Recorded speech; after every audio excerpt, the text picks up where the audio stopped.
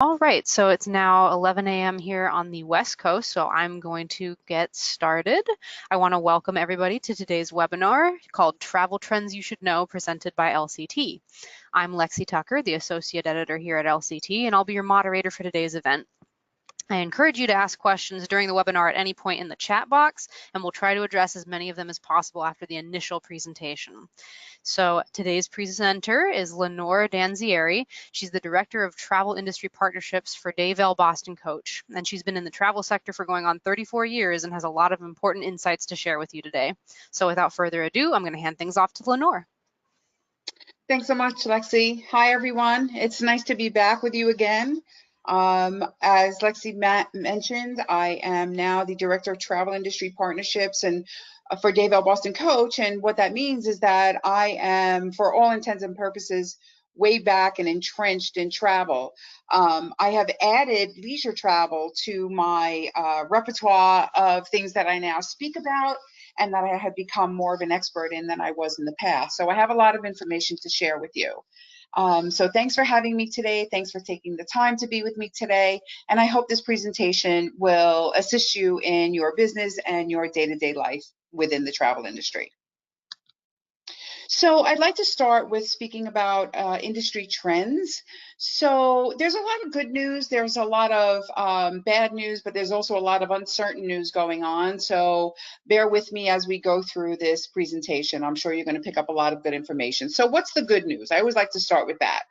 The good news is that travel spend is up on the whole, and this is based on several different factors. The United States, analysts are attributing this growth to the economy, which we're all seeing that the economy is pretty much booming. Many of the corporations are now adding travel benefits to their employees to attract and retain talent. So that's another indicator as to why the expenditures are going up for travel. Airlines have increased capacity over the past few years, and trends indicate further growth. So a lot of this spend that we talk about, interestingly enough, is not coming from the actual increase in the airline tickets, because they haven't really increased that much. It's more about capacity and supply and demand, which I found to be very interesting. Hotels have increased capacity as well to accommodate those travelers. Hotel actually is the one sector where, and I find this very interesting too,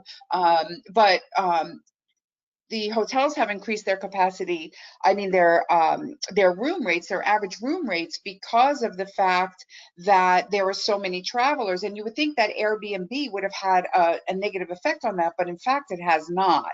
And obviously technology is at the forefront, because it's so much easier for people to go out and book their travel and know exactly what they're going to be spending. So that has contributed to the uprise in travel.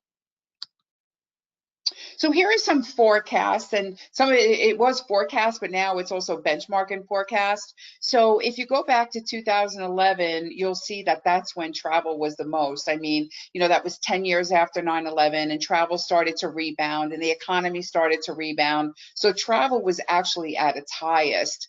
And then as there was a little bit of turmoil and some, you know, social and economic things going on, travel decreased quite significantly. But as you can see, we're back on the rise. 2017 actually rounds up to be around 6% mark as an increase in travel. And as we move forward into 2018, 2019, the forecast is still looking really, really good. So travel on the whole is on an upward swing. And then, you know, as in contrast to years gone by, we're going to see a lot more stability when it comes to the actual spending in business travel in particular. So just by some of the countries, I thought this was very interesting as well. And I know that this is 2016, but these numbers actually have not changed. But if you look at some of the countries that are the biggest spenders, and you know, the US clearly used to be #1 in business travel spend, but that China has taken that over quite significantly, and it's always on the increase. And I found it very interesting that in 2016, the US was down so much and created a bigger gap even with China. And then some of the industries that you could see where the spend is. Now, I like the industry sector looking at this because it helps me to understand what verticals to for any salespeople to sell into, and it gives them the opportunity to have a thorough understanding of what the buyer persona of that vertical, not of the buyer, but of that vertical might be. So this always helps me in understanding sales planning a little bit better. So here's a snapshot of 2017 overall spend. So there was sorry, I don't even know how to say that number. Whatever it is, it's in the billions in 2017. So all of these figures will show you how much money we spend as an economy on travel, both business and leisure travel. But the interesting thing about that is that what we don't think about is how much the travel industry has a significant impact on the economy. So when the economy goes down, travel is actually the first thing, as you all know, travel is the first thing to be affected. And on the flip side of that, as the economy gets better, the positive aspects of the travel expenditures have a direct effect on the economy because it creates so many more jobs. And pretty much everything today is impacted by travel as a result of globalization. So I've later on in the presentation, and I think it's actually on my next slide, I've included on this slide a link for you to go and look at that talks a lot more about travel trends, the effects it has on the economy, and a whole lot of other factors that contribute to travel than I can give you in this 1 hour. So, please feel free to go to airplus.com and go to this this resource in order to find out some more information about how travel is doing and how they anticipate it doing in all sectors. I'd like to go into the different parts of travel. Now, clearly in your business, corporate travel is, or for most of you anyway, corporate travel is the portion of travel or the vertical of travel that stands out the most. Corporate travel is going through so many changes right now and in a faster pace than ever. For those of you that know me, and as Lexi mentioned, I've been in this industry for over 30 years. I've seen changes, especially in the mid-90s when the technology started to evolve and the OTAs, the online travel agencies, came out. And I've spoken about that many times, how it seems like history is repeating itself. But the truth of the matter is it hasn't stopped. As a matter of fact, in the past few years, it's accelerated even more. The travel industry, the corporate travel industry, is having a hard time keeping up with everything that's going on between the evolving technologies, the demands, and the culture that's happening. Because just like those of us that are not millennial and have to deal with millennials, it's an entirely different culture than what we grew up with, and many of us don't know how to deal with it. So a lot of the corporate travel management companies and the corporate travel in the whole is having a difficult time understanding and adapting to this new culture. So let's explore what is changing and how it affects your business. Clearly, the shared economy, it's no joke. We all know it's taken the world by storm, and people are sharing their resources to benefit suppliers and buyers. Hotels and chauffeur transportation industry has been impacted more than anybody else by this. And but what we don't realize is that, I know we talk about on your side, you talk about how it's affected the chauffeur transportation industry, the hoteliers, in spite of the fact that revenues are up, they talk about how it's affected their part of the industry. But, more importantly, the shared economy has taken a direct toll, as I mentioned a little bit earlier, on the entire economy. I mean, there is a trickle-down effect. Just think about Airbnb and the lodging sector. The trickle-down effects on the economy there is, not only are their room rates down, or they're missing that part that it's given to Airbnb. And when that happens, the food and beverage people get laid off, housekeeping jobs, travel agent commissions go away, tracking goes away. And of course, you all in the chauffeur transportation industry, the TNC model, I don't need to tell you, and it's all, at this point, it's all repetitive and redundant, but both in the leisure and the corporate sector, it's having a tremendous effect on your industry. And also just think about, the security companies that might have, not have to do that anymore because of the TNCs, the revenue generated by cities. That's had a tremendous impact. That's had a tremendous impact on cities, particularly in New York and Los Angeles. Travel agent commissions are going away, and then lack of control for bookers. So there's so many, we look at it as, a one-point thing, it's had a really bad effect on our industry. Well, in fact, it has an effect on every industry and everybody's bottom line, even from the personal level on up. So one of the key factors that corporate travel talks about is duty of care, and it being one of the most important factors. But is it really? Because in spite of the focus on safety and security, it's no secret that corporations and leisure travelers are ignoring safety and security in exchange for cost and convenience. Now, I do understand, and what I hear from travel managers and what I hear from executive assistants and anybody else that uses, let's use chauffeur transportation, yes, they say, safety and security and their risk management is all about safety and security, but yet they book it. Now, they book TNCs fully knowing, because it's no secret of how many people have gotten beaten up, raped, robbed, etc. We all know those stories. But it's interesting because I was speaking to a lady at a store one day recently, and she was saying to me, "Oh, I use Uber all the time." Oh, I was at a wine bar and having a glass of wine. I said, "Oh, I can't have more than one." And this lady out of nowhere comes, "Oh, she was taking Uber," and I'm like, "I wouldn't take Uber." And she's, "Why not?" And I said, "Because it's not safe." I said, there's so many things that happen. She goes, "Oh, only after one incident and you're not going to take an Uber car?"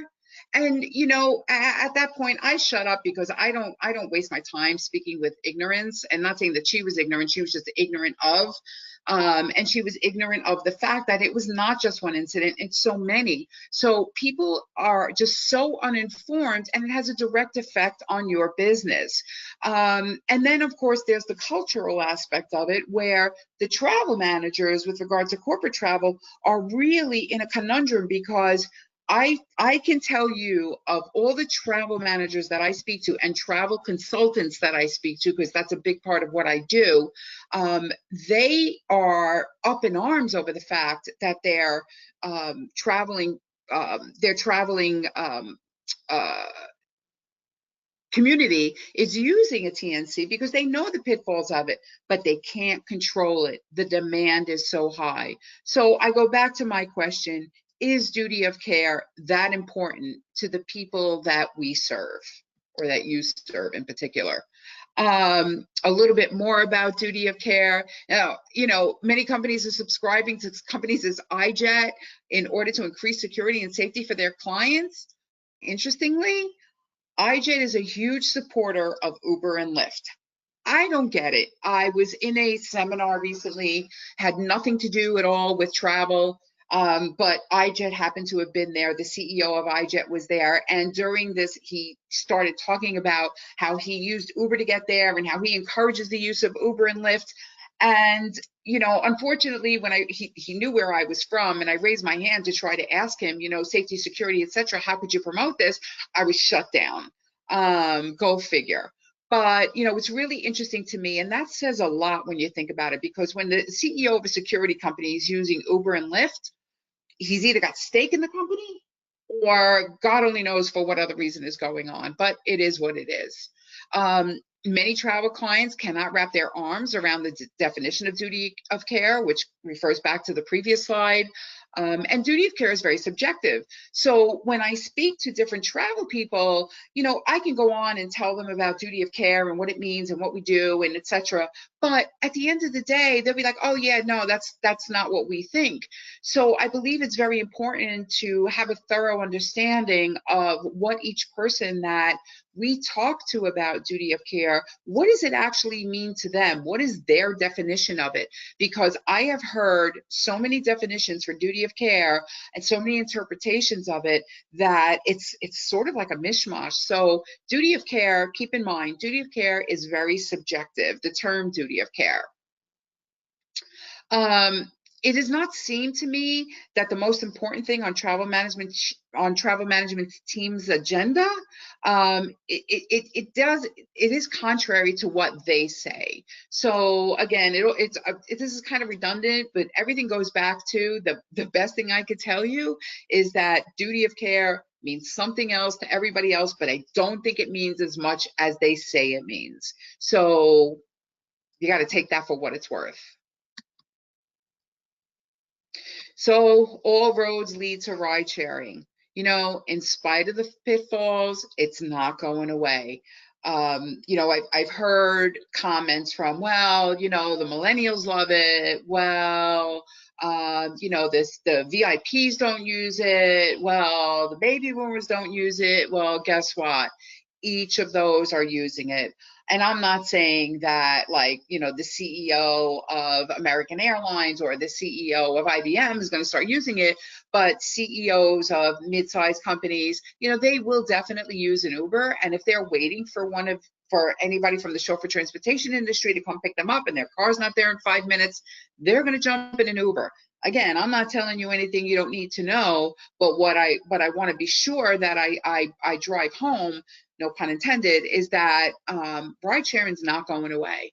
And then for every travel client I visit, they ask me, when is the travel industry going to have a platform that rivals the TNC model? And I know, you know, I've been saying this for many, many years. It's just something that comes out of their mouth.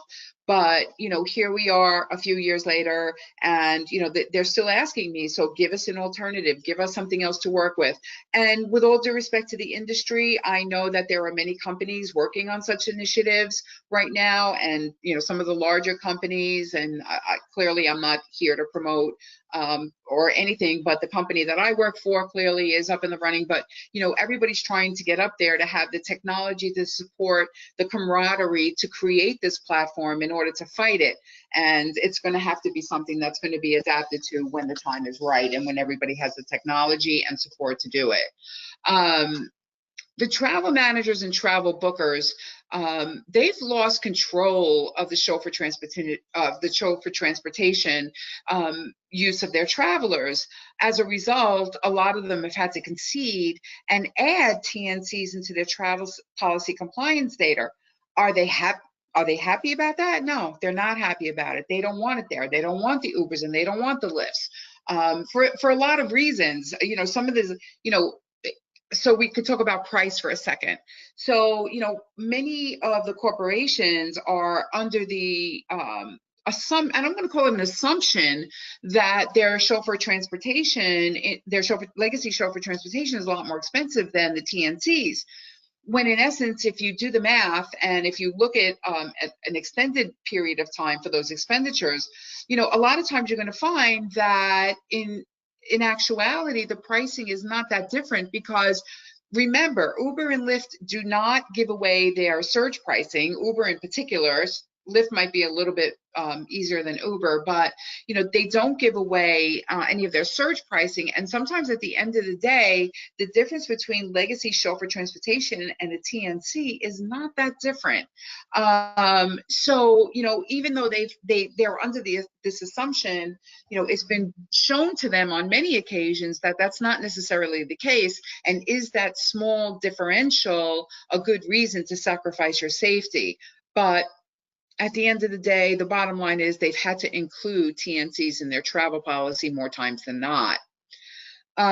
Travel management companies and agencies are attempting to encourage travelers to use legacy companies for ground transportation for security reasons, but they also have a personal interest, because in the chauffeur transportation industry, we give travel agents commission. So they're losing revenue when they go to an Uber or a Lyft as well. So yes, they want to keep their travelers happy. Yes, they want to keep their travelers safe and secure. Yes, they want to be able to track their travelers in the event of an emergency, but they also want to have their commissions. So it's not something that they're looking forward to promoting. Quite the contrary, the travel agents are on your side. Mobility. So another reason why a lot of companies are looking for clearly the app is, mobility. 79% of all travelers completed all of their travel plans from their smartphone. That's up from 70% in 2016.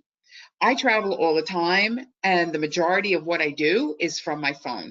I can do anything at all from my phone. And if I don't have to pull out my computer or my iPad, then all better for me. Just sit in an airport and take care of what I got to do next. So even though I'm part of the baby boomer generation, yes, I'm part of the baby boomer generation, I still use my mobile phone, as well as a lot of the peers that are in my age group. So it's not just for the millennials. Travelers also like the use of consolidated apps where they can book all of their travel in one place. It's not just the Expedia model, but they look for consortia or chains to book through. So TripIt is a good example of how road warriors are booking their travel and maintaining their travel, because what they're looking for is to get all of their information in one spot. They don't want to have a separate itinerary for their car. They don't want to have a separate itinerary for their air, their hotel. They'd like to have everything in one spot. So a lot of these aggregators now, I call them aggravators, but a lot of these aggregators right now, that's what they're doing. They're looking to help the travelers travel more with ease and have all of their information in one spot, as opposed to going to all these different locations to get it. You can go to delta.com, you can go to, spg.com for your hotel, you can go to one of the, legacy chauffeur transportation, but everything is apart. And that's kind of not what they're looking for anymore. Remember, convenience. So something new that's come up, and I wish it was here 30 years ago, 34 years ago when I came in this industry, is bleisure travel. Clearly, bleisure is a combination of business and leisure travel, and it's on the rise. So a lot of companies are now using bleisure as a way to attract talent. So bleisure travel is when employees add some time of leisure travel to their business trips. And clearly the employee will pay for the leisure portion of their trips. And what I was reading about it was that even though they do that, the business part, they have a per diem, they have what they can do, per the travel policy. But then when they go on their leisure portions, they're outside of policy. So they have the ability to pick and choose what they want to do with their trip, whether they want to go high end, whether they want to go budget, it's all up to them. What we are finding, though, a lot of my travel partners are telling me when I asked about this, is that in fact they are not spending any differently than they would as if they were on their business travel for the majority. So a lot of them are still going with the least expensive options as possible. A lot of times, just so you know, I was talking about the perks before. If they're not traveling over a weekend, then they're mandated to use PTO or vacation days as their company policy. They'll typically go with the most convenient modes of transportation. That's my sensitive way of saying they'll use Uber and Lyft. And they are much more price conscious when traveling on the leisure portion of their business trips. And I thought it was very important to put it in there because it is a very big trend that's coming up. And to me, in my experience, anything that creates more travel does give you and us the opportunity to have another way to sell. So I wanted to include bleisure in there for you. And plus, this is all about what you need to know about the travel industry. So I'd like to transition over to disruptors and what they mean for your business. Many travel companies are now using and promoting technologies that will increase the ease of use to book chauffeur transportation. What do I mean by that? And I'm going to be going into this. So, the majority of the travel clients that I see, they incorporate ground span or other technologies that will integrate with the GPS so that the travel agents can just book it right there online. Something that I've been seeing and hearing and being inquired of recently is Mosio. Many of the mega TMCs, are the travel management companies, are now utilizing Mosio. And I looked at Mosio, and once again, it's an aggregator, but for some reason they're hitting the travel industry fast and furiously. And it's great. I love the concept of that. It's aggregators. It's what I talk about. It's what I know is the future. But at the end of the day, it's so costly to all of you that it makes it almost impossible to participate. And what I noticed, like, I go on every now and then onto Mosio to see what's going on or whatever, but the majority of the inventory that I do see in there, yes, there are legacy, chauffeur transportation companies in there, but a lot of them are aggregators, a lot of independent contractors, and a lot of shuttle service. So I'm not sure how this is all going to pan out.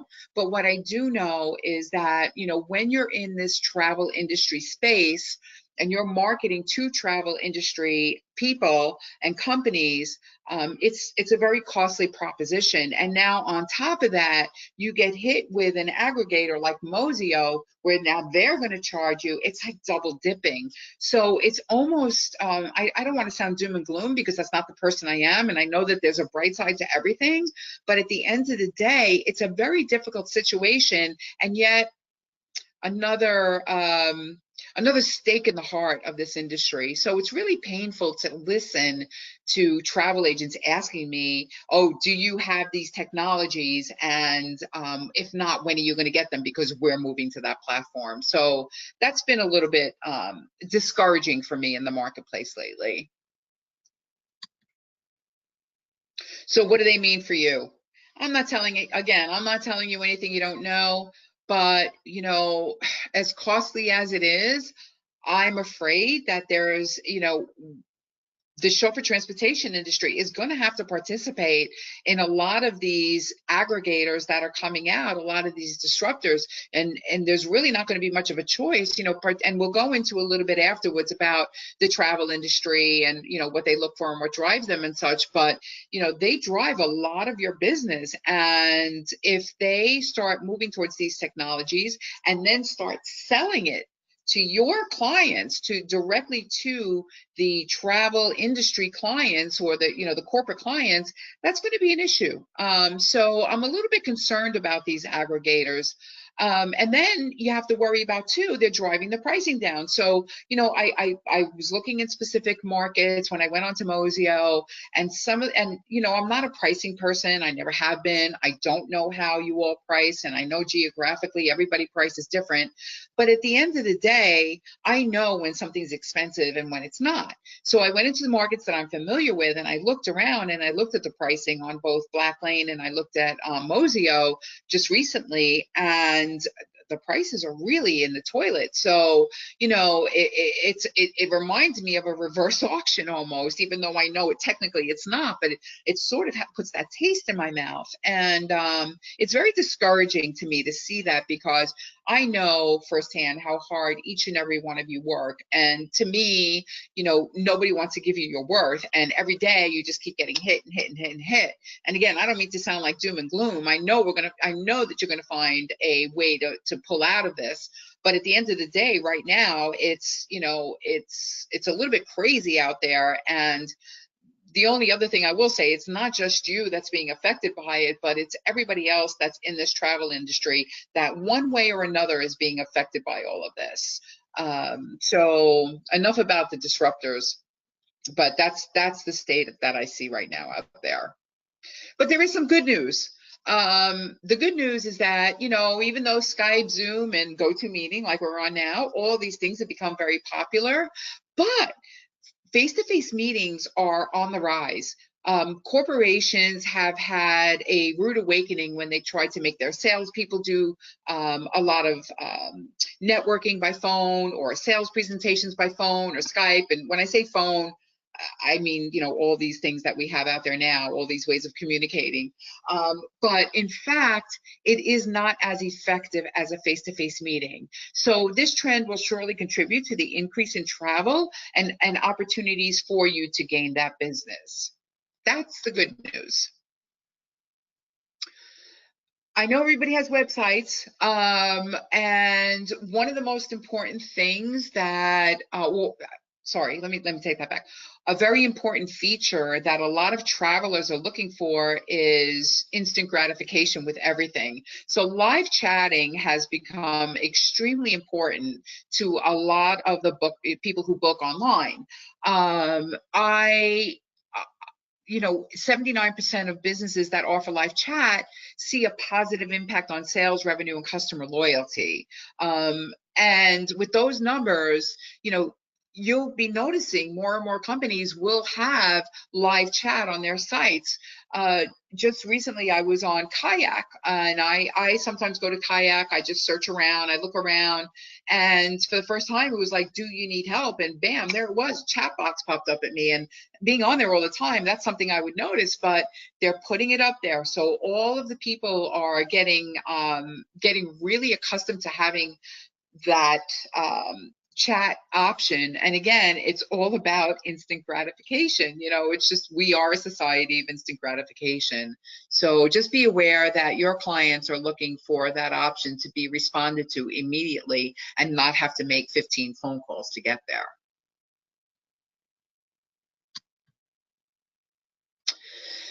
I'd like to switch gears a little bit and go into definitions, values, and buyer persona of the travel industry.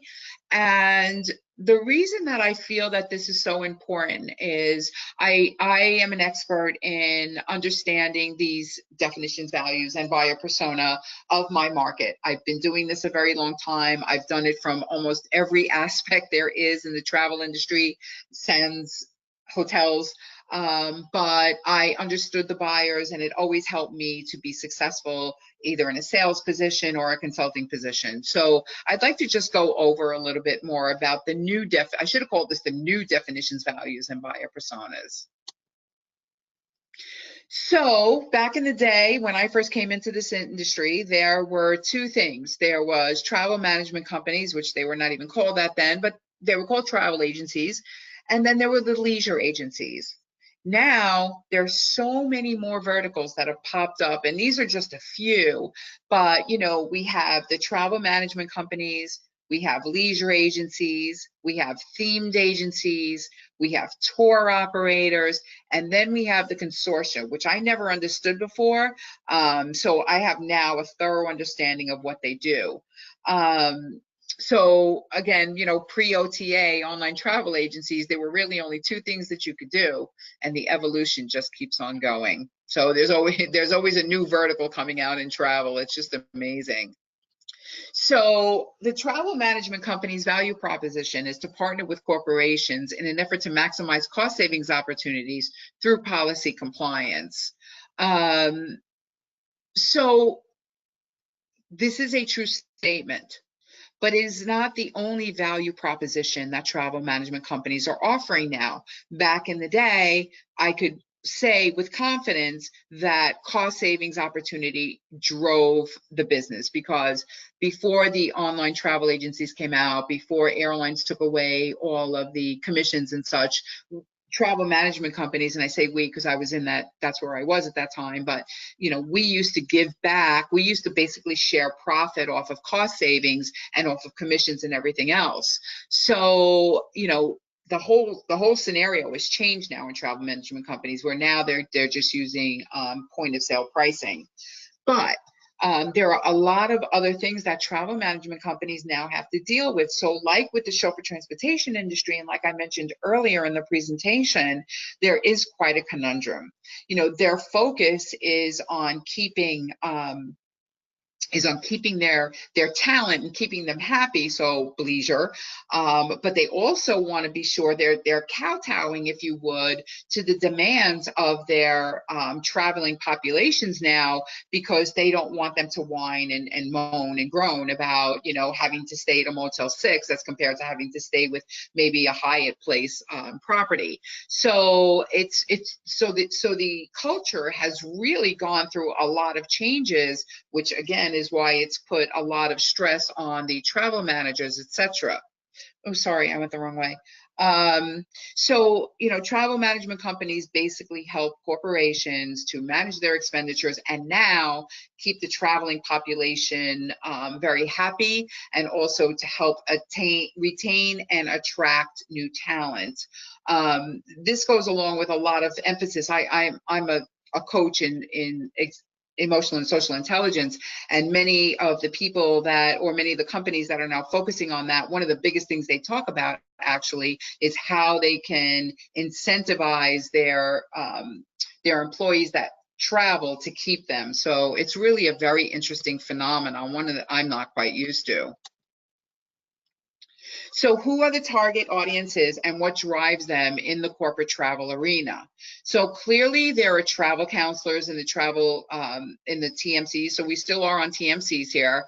So the travel counselors there are pretty much commission driven. You know, they want to make sure that their companies are getting the commission from all of the vendors. And when I talk about vendors, obviously chauffeur, hotel, air, if there's anything left. And then you have account managers within the TMCs. They're more reputation driven. You know, they want to make sure that their clients are happy. They want to make sure that, yes, they want to make sure that the cost savings opportunities are there.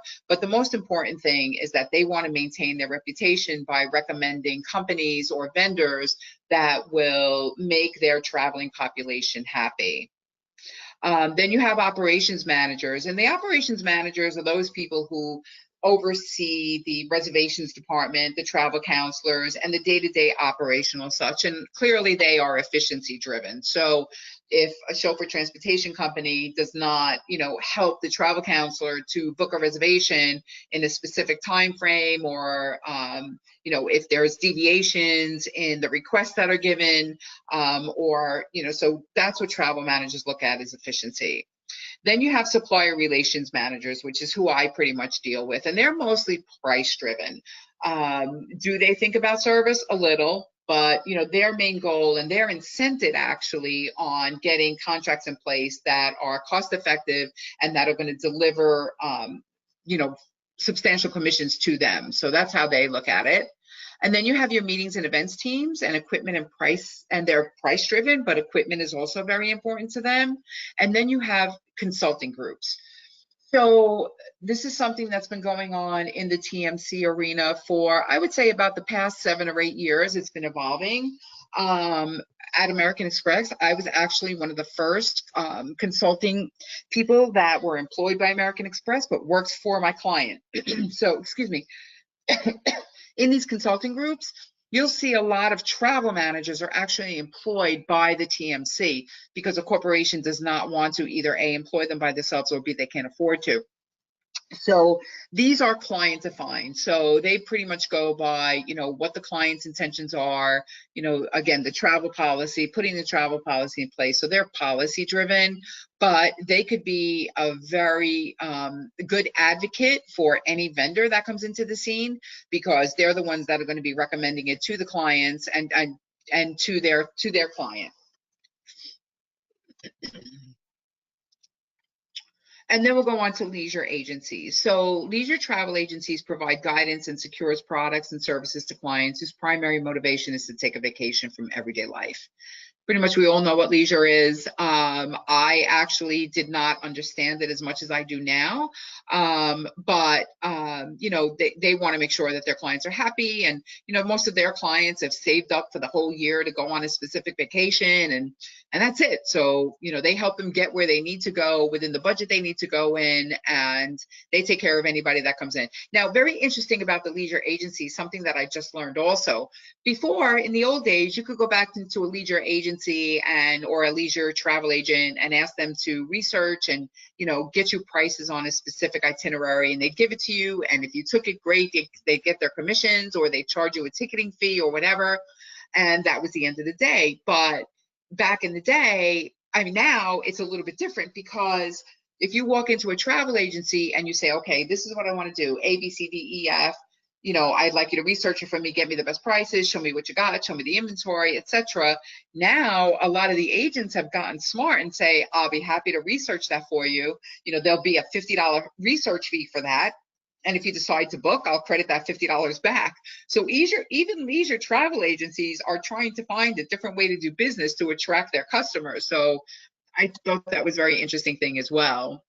But what I have also learned recently is, make no mistake, these travel agencies have the power to drive your business or drive it away. So a few of the things that really push them to work with their vendors is, number one is commissions. They're money driven. They need to make money. That's the only way really that they make money. So commissions are very important to them. Relationships.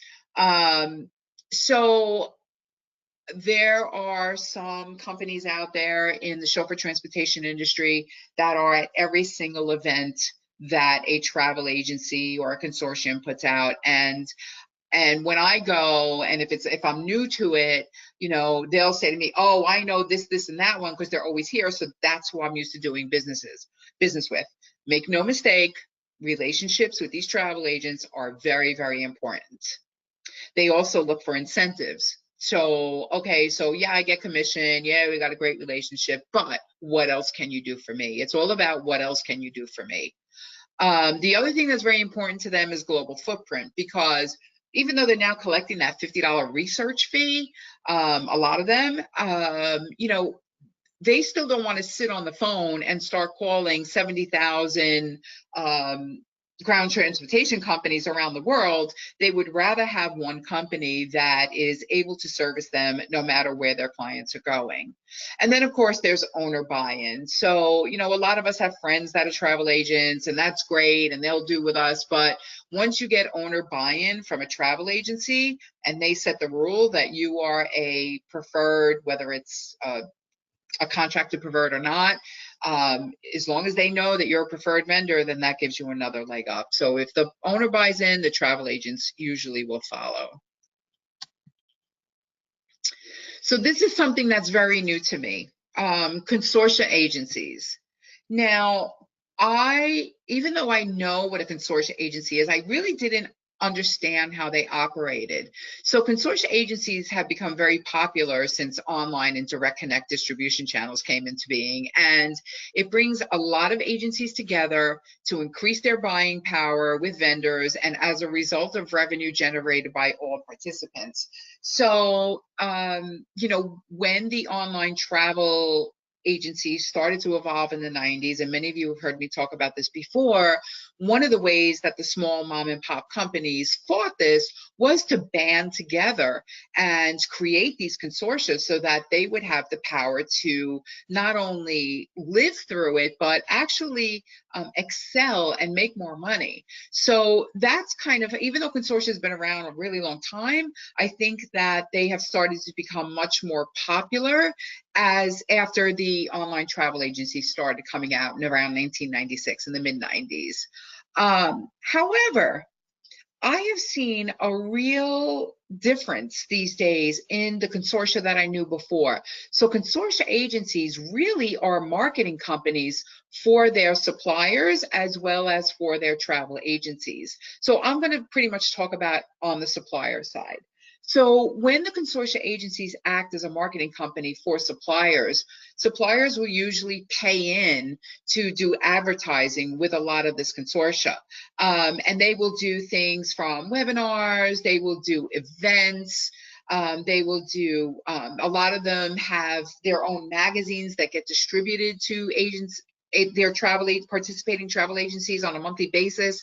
You can buy advertising space. So for all intents and purposes, the consortia agencies have, or the consortia itself has now become more like a marketing agency for a lot of these travel agents. That's what they get the most. Obviously, they also get deeply discounted rates and fares, and so, from the buying power that they bring with them.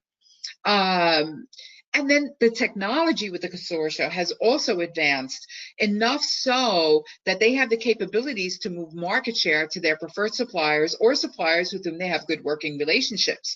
So, you can go into a consortia and you can do some business with them, or you can stand by and make a relationship with them and not do business with them. My point is that they're going to point their business over to, from a technological perspective, the way they prioritize who the vendors are, who spends the most. So it all, once again, goes back to the mighty dollar. But these consortia agencies have a lot of power, a lot more than I actually realized before. So the target audience for consortia is the marketing and relationship managers, and they work to develop advertising strategies with you. They welcome vendors to participate in events as a cost, and they're driven by advertising and marketing revenue and relationships. So why will travel agents choose you? First and foremost, they're going to choose you by commissions, booker rewards. When they gather, what I mean by gatherings is networking events. If they see you, if you're visible to them, if they get to know you, if they get to trust you, clearly they're going to ask you for free rides, familiarity, and most importantly is trust. Because every time we or a vendor, let me just say a vendor has a deviation, that trust factor goes down, and I can guarantee you that they're going to put their customers over us. And in spite of the fact that, it's how you rebound to a deviation, there's still, travel agents more think of the here and now. And if trust is gone, you can almost guarantee that whole relationship is going to go down the tubes. It's going to take a lot to bring it back. A lot of commission, a lot of booker rewards, a lot of free rides. So what does the future of travel look like? I really have no idea. I thought I used to know. I used to know everything, I thought, but yeah, now not so much. It's just changing too fast for me to know. For any of us, technology is ever evolving. The traveler mindset is evolving with the technology, and for the most part, they can't do without it, or they don't want to do without it. Increased travel, both corporate and leisure. Shared economy, not going away. Payment options are changing. Educated traveler options are growing, so they have more opportunities to research. Again, in your industry, Mozio, aggregators such as Mozio, they just have the resources. And travel aggregators in every aspect are on the increase. The travel industry is changing. You'll see a lot of consolidations. Just today, American Express announced, for example, that they have acquired, I'm not sure if they use the terminology acquired or merged with, HRG, which was very popular in Europe, which American Express is now called actually GBT. So American Express GBT is probably going to at least double their bandwidth. And then travel arrangers are very confused. They don't know what to do anymore. They don't know, they don't know how to book. They don't know what to book. They don't know where to go. They don't know where to look. So, it's going to take us, the experts in our fields, whether we're a hotelier, chauffeur transportation, airline representatives, we spend most of our times now educating our clients as to how they can evolve with this industry to work smarter and not harder. Because in some cases, technology has made the life of many more difficult. So here are some, I tried to fix the screen before, so I'm sorry I wasn't able to do it in time as I see that sidebar. But my educated suggestions for the future is A, understand the technology in the travel space and how your clients are using it, what they think of it, how they feel about it, how emotional are they about it, how are they attached to it. It's really important to do that. Keep looking for technologies in your market, in your vertical, to enhance the client experience and internal efficiencies. Keep differentiating yourselves. Travel agents, believe it or not, they are on your side. They're looking to help you grow their business because it helps them too. So keep them in the know. Make sure they understand you, where you're going to, where you've come from, and what your plans are in the future. Creating alliances. People go to the direct booking sources all the time, but it's really important to create alliances not only with your clients, but within your own industry. And I know this industry is really, really good at that, but coming together and figuring out how to deal with this new environment is really going to be key to the existence. Keep an eye on the travel trends and understand what they mean and what they know. It's really important. I know I hope I didn't bore you with some of the slides that I showed you in the beginning, but for me, walking into a travel agency and being able to speak their language and understand their trials and tribulations, it helps. It makes you to become more successful. So not only keep an eye on your own industry, but keep a very close eye on travel trends. And, you could spend all day long doing that, but understand your specific market and look at that market and see what they're doing.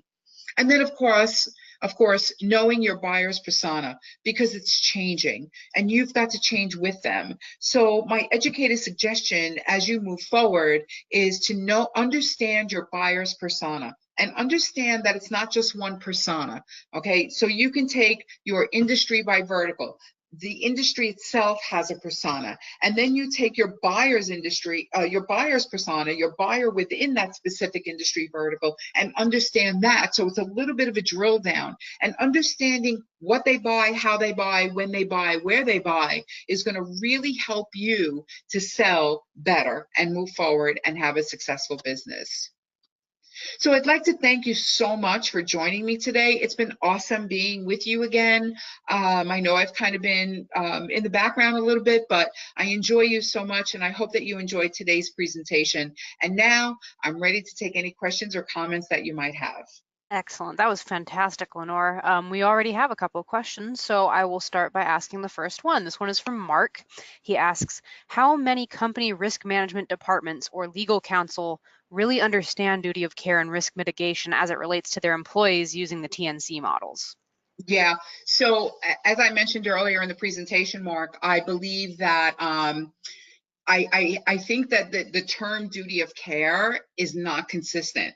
And I think that every corporation, because it's so subjective, that every corporation has a different interpretation of duty of care. So I don't think that there's a standardization. Now, when they hire somebody like iJet or one of those companies, there they do have some sort of standardization. But I mean, from what I see and the way they put people and what's out there in the news, I don't think that they take it as seriously as they claim to. I think that as important I know it is, and you know it is, I think that they do it more as an exercise than anything else. Because if they took it that seriously, I would assume that they would disseminate the information to the people who book the transportation, right? They don't, because half of the people that I speak to don't even know what the term duty of care means. What does that tell you? So unfortunately, I don't think that there's any standardization. I think it's more of a practice. Therefore, I'm sorry, I'm just going to have to say what I think. I think that it's more of a ritual as opposed to a standard practice. And I don't think that they take it as seriously as we would like them to. And you know what, Mark? Clearly, they don't, because if they did, they wouldn't be putting people in those cars or even at Airbnbs. And listen, Airbnbs are great, but if you read the contract, there's a lot of things that could happen to somebody that stays in an Airbnb without the responsibility. It's the same thing. So I'm sorry to say that I don't think they take it as seriously as they say they do. Excellent. Thank you for your question, Mark. Next question is from Jessica. She asks, what is the average commission for travel agents and what other incentives do you offer? So clearly I can answer this on a generic level only. So I've seen commissions ranging from 9% all the way up to 25%.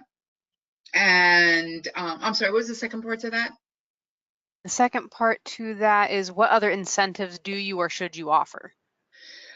So what I've seen in the marketplace are Booker rewards in addition to the commissions. Again, free rides. They're always looking for anything free they're going to want. Soft dollar options. Those are just some of the things. But yeah, commissions, like they go a really wide span. I was shocked. I mean, I've seen, there's no way in my mind anyway, and I could be wrong, you all know your business better than I do, but offering a travel agent commissions of 25% is ridiculous. But some people, I mean, they'll do what they can to get the business, but that's the range that I've seen. Thank you for your question. Excellent. Now, this is a question of my own. Is there anything that you would suggest operators do, or should they even try to educate potential clients on duty of care? Yeah, I mean, I think that everybody's been really doing that quite a bit, just to be honest with you. I mean, but the people that we talk to usually, at our level, we're communicating through a travel manager or through an owner of an agency or somebody like that, right? And they get it. They totally get it. But listen, we can educate that. Look, I mean, look what Scott's doing. I mean, he's got Pamela Anderson. He's out there, and I know Scott. He's out there talking to all these travel managers at GBTA. It's all he does. I mean, he's up on stage in front of 8,000 people. He's pushing it. Like I said, he's got Pamela Anderson out there right now, along with the NLA. I mean, they're doing a ridiculous amount of stuff to educate these people, and they're still using it, right? So I believe, if you asked me this question a few years ago, I would have said yes, definitely. I don't know if I believe that now as much, because we've talked the talk for the past 4 or 5 years. We've published it, Facebook pages, newspaper articles, TV, everything, and they're still not getting it. So would I stop talking? No. Do I think it's having as big of an impact as I would have hoped? No. Excellent. And then while we wait for any other questions, we still have a couple more minutes left. I was curious as to, are there any aggregators that the industry should be looking into in particular? What type of aggregators are you speaking about? Travel aggregators Yes, yes. or chauffeur transportation aggregators? Let's say both. Um, Yeah, see, I'm afraid of the chauffeur transportation aggregators because I feel like they don't give the revenue worth of like for Black Lane, for example. I think that, listen, there's two mindsets, right? You can either have a car standing still, or you can, let a car run, at least get some of your money back. So I think depending upon what your mindset is there, that should be a way to look at chauffeur transportation aggregators. So what's important to you? Having the wheels rolling no matter what, or just having a car sitting there, or taking, a beating on the price? As far as travel aggregators go, I'm going to tell you, if you are a very healthy financial company, then yes, there are many aggregators and or consortia that you could look at to help you through. So, I mean, so you have like, but it costs a fortune to get in these companies. That's the problem. So just be aware of that. I'm going to throw out some names, but it costs a fortune to get into these companies, and then you pay commission on the side. So, like maybe, Expedia's or Signature, or let me think, Thor. What's the other one that's out there? There's another very big one. It's just vacations.com, but you're looking at an entry fee of, upwards of 50 grand a year. And that's not including commissions and the cost of participating in events. So that's just to become a member. So honestly, I think that, finding, for the smaller companies that might not have the budget to do that, finding smaller agencies, or, and such that you can get into is probably the better way to do it, because it is really expensive. Excellent. Well, if we don't have any more questions, I'm going to go ahead and conclude the presentation. But for anyone who asked a question that wasn't answered, you can feel free to reach out to Lenore. Lenore, if you want to give them your email address. Sure. Lenore D'anzieri at DaveLBostonCoach.com. Excellent. And we really hope that everybody enjoyed today's webinar. Lenore, you were fantastic. We want to thank everybody for their time and participation. And at the end of the webinar, you'll all receive a short survey. If you could please take just a few minutes to fill that out so we can continue to improve. And I also want to mention that this webinar will be available on demand on the LCT website under the More tab, where you'll find a link to the video portion of our site. So thank you all for coming. And thank you, Lenore, for a fantastic presentation. You're welcome. Thanks, everybody. Bye-bye. Bye.